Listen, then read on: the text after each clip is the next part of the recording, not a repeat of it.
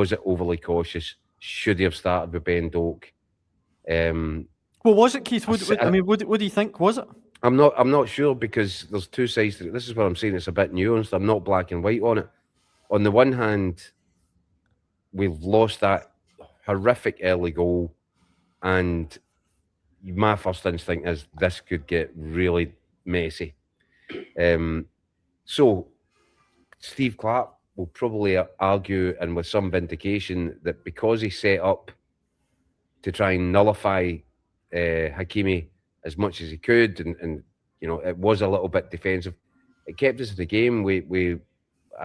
Look, I'm going to be honest as well.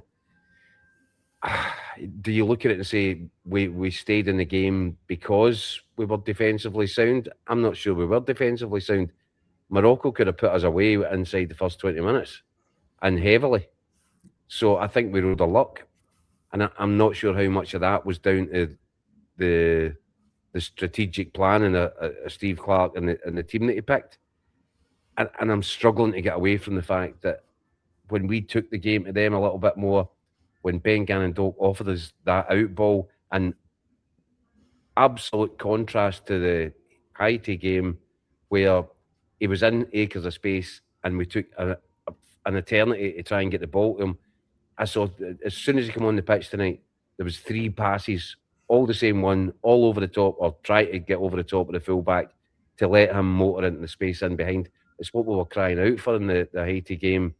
Mm-hmm. It was almost as if that was under orders. When Gannon Doak does come on the pitch, that's the move. We, try and just you don't need to be super accurate with it either with that ball. You just need to get the weight of it right, and put it into an area that he can go and attack.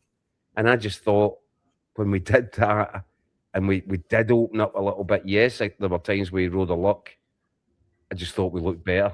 And it's a quandary now for what he does for Brazil. He might be tempted to do the same again if Kieran Tierney is fit, because he obviously he picked up a bit of a thigh injury and had to come off. But if he's fit, does he do the same again against Brazil? I'm not sure. I'm not sure what to make of it quite yet, Dan. I'm trying to process it and percolate it. I don't think it worked, Dan. I'm not sure it's a bit more, maybe a bit more black and white. No, I don't think it worked. If you play Kieran Tierney, then you play a back 5. You don't play him as a left winger. I did think that was peculiar as well. Football over the years, I think it very rarely works when teams try and play 2 fullbacks on the one side. I'll counter you that Arsenal did use Kieran Tierney laterally in a more advanced position on that left-hand side, Scott. So it's not a position that was completely foreign to him. No, but he's not a left winger, is he? No, he's not a left winger, Dan. Exactly. But he wasn't there to be a left winger. He was there to add a bit of defensive. Right, but do you remember many times in the 57 minutes that he was on where you thought just as well with Tierney there, because that stopped Hakimi getting forward or getting into the box? Sometimes these things can be more subtle, Scott. Sometimes you have to look back at it and see. But no, this is where I'm a little bit. Do you think if Tierney hadn't played there, it would have been McGinn, same as a Haiti game? You know, tell me John McGinn wouldn't track back and double up on Hakimi if he was instructed to be the manager to help Andy Robertson. So I just don't.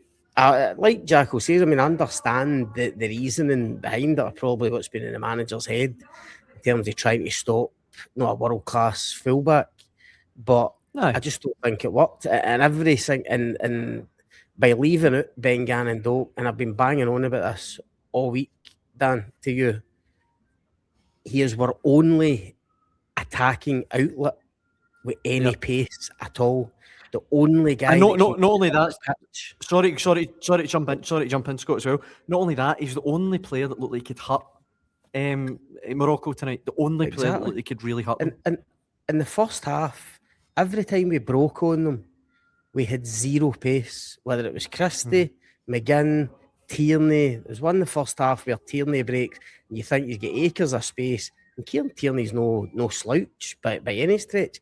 But the I thought Morocco looked fitter there was stronger. nothing. There was nothing in front of him, so he delayed because he was, and the boy comes from behind, takes the balls off. So yeah, the other thing that I would say, Scott, and I don't know what you feel about this, but if you're not going to play Ben-Gannon Doak, I think you have to play Dykes because Dykes does give you that out ball. It's a little bit more agricultural in that you're fizzing long balls into him, hoping he wins headers, hoping he holds the ball up. But without, I don't think Shea Adams gave as much, and I didn't. As soon as I saw the team, I thought, well, I'm not sure what Shea Adams is going to give us tonight. He's mobile and he works really hard, but he doesn't get us up the pitch. No. Ben Doak would get us up the pitch, and Lyndon Dykes would give us the platform to get up the pitch. That's a difficult one for me as well, and I'm not sure that was right. He'll run all day, obviously, Shea Adams, but he's not going to hold the ball up for you and give you a platform. And I'd also throw in at the end there, sorry, I know you were going to say something, Scott, but just after that, just come back to me with this. Did you find it surprising that Shea Adams started, Lyndon Dykes come on, Ross Stewart come on, Lauren Shankland didn't get looking when we needed a goal? I found it slightly surprising that Ross Stewart came on ahead of him, I must admit. Yep. When obviously you're trying to get a goal. See, just getting back to Gannon Doak. Daniel, Jacko mentioned Steve Clarke's presser there. The type of guy Steve Clarke is and the type of manager he is, he's determined for us not to latch on to Ben-Gannon Doak and hold him up there as the great white hope, right? And understand managers and coaches, they don't want to put too much pressure on a young player. That when you've got this kind of spirit and camaraderie within the Scotland squad, he's not what to single guys out. He doesn't like singling guys like McTominay and that at times as well, even though he's a Ballon d'Or contender last year. But there's nothing wrong with accepting the fact that within the makeup of your squad, Gannon Doak is pretty unique. He's the only guy that gives us the attributes that he's got. And I just say to the guys there, I think, see if you've got a squad and you've got 3 or 4 Ben-Gannon Doaks in it, then you could go at and say for certain games, especially when you're the underdog getting into it, look, we can't play all these guys, maybe need to leave a couple on the bench or you don't want to go too attacking. Ben-Gannon Doak's the only guy we've got who gives us those qualities. In terms of his pace, his running power, getting at people, attacking defenders, being an out ball. He's the only guy we've got in the squad. So for me, he has to start. If not every game, then most of the games that you play. I just think, Scott, when you looked at Morocco, were so comfortable in that first half because they weren't concerned about anything that we could do to hurt them at the other end of the pitch. Correct. They knew it was Shea Adams.